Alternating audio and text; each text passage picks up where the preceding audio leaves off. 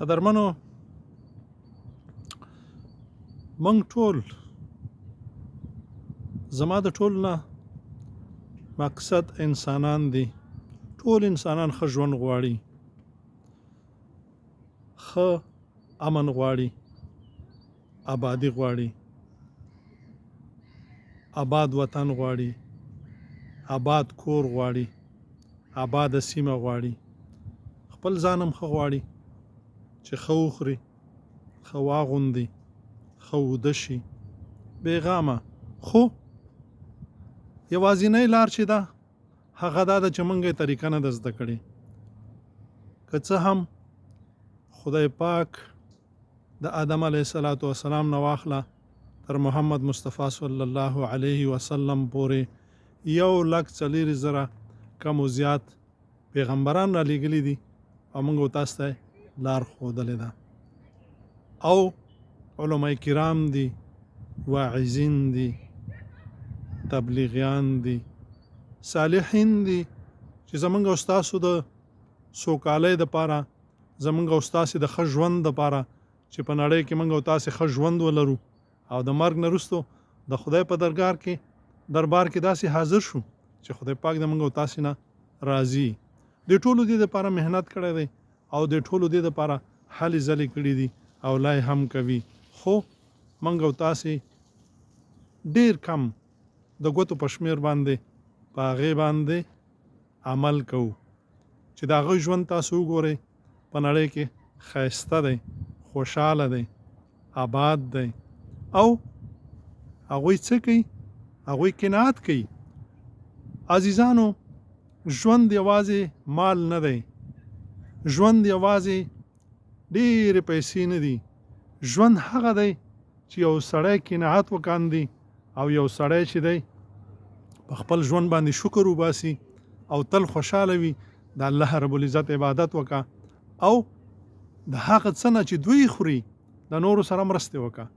دوی ته وایي ژوند، او د خدای پاک عبادت داسې وکړه څنګه چې خدای پاک د موږ او تاسې نه غواړي.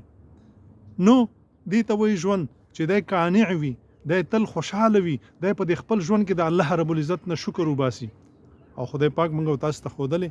بیا خدای پاک زموږ او ستاسو رزق نورم زیات کا. لیکن ډیر داسې وي چې هغوی ته خدای ډیر څه ورکړي وي، لاس یې تنګ وي، فکر یې تنګ وي، زړه یې تنګ وي، ژوند یې تنګ وي، خوبونه نه ورځي، هله هله او هله. ښه، یو خو د بدبختۍ خبره دا ده چې په منګه کې ډیر کسان داسې دي چې هغه ډیر دینداره وي، 5 وخته منځونه، روژې، زکاتونه، حجونه، قرآن تلاوتونه، تسبیح په لاس، ذکر، عبادت او تل د دین تبلیغ. خو دومره تنگ نظر وي، دومره تنگ فکر وي، دومره منافقت پکې وي، دومره یعنی انسانان خو تیر باسي، خدای فکر کوي چې خدای به هم تیر باسم. دا ډیر بد عادتونه دي. دا باید موږ او تاسې د ژوند نه د خپل ځان نه وباسو که غواړو ښه ژوند ولرو او د مرګ نه وروسته د خدای په درګاه کې اوچتې سترګې حاضر شو، نه که ټیټې سترګې.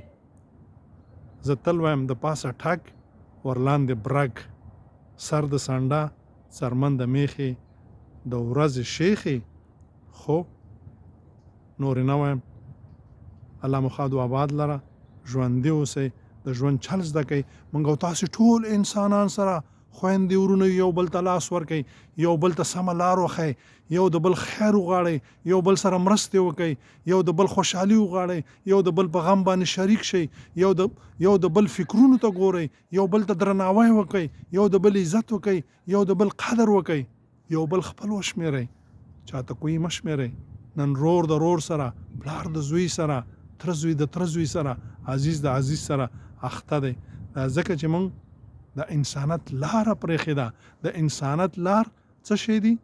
د خدای قانون، قرآن، حدیث.